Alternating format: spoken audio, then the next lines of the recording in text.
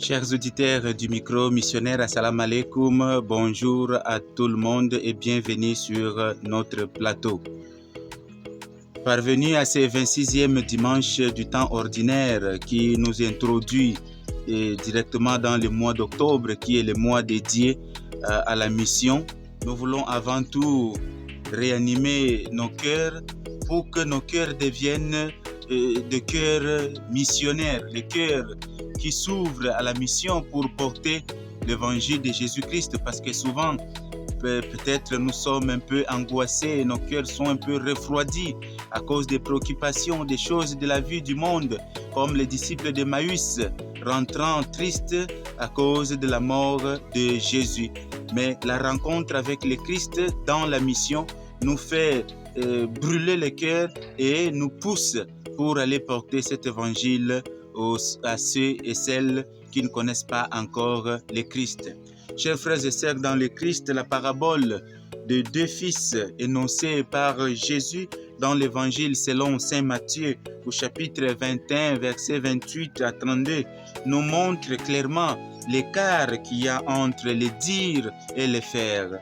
Nous montre clairement l'écart qu'il y a entre la parole donnée et le témoignage concret.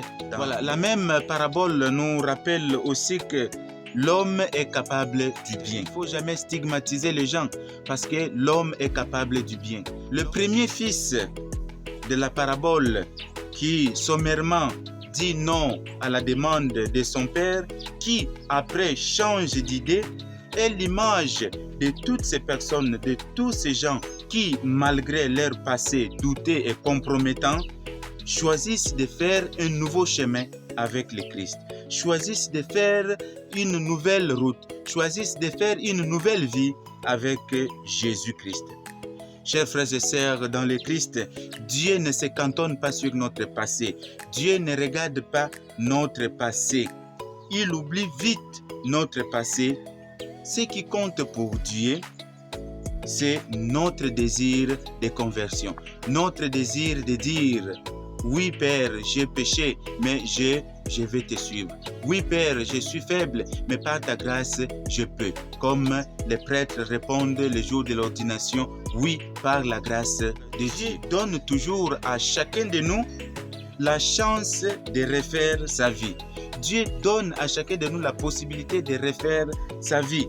C'est pourquoi il ne faut pas que tu t'enfermes sur tes faiblesses, sur tes péchés. Ouvre-toi à la miséricorde de Dieu.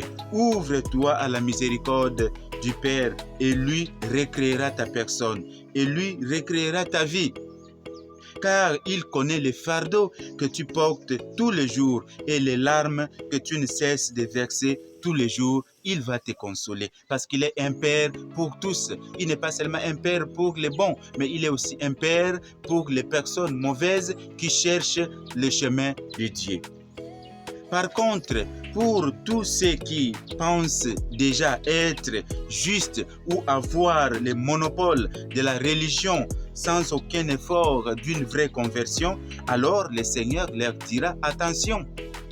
Attention, les pécheurs, les prostituées, les collecteurs d'impôts vous précéderont dans le royaume de Dieu. Remarquons que Jésus adresse cette parole provocante aux grands prêtres et aux pharisiens et aux anciens.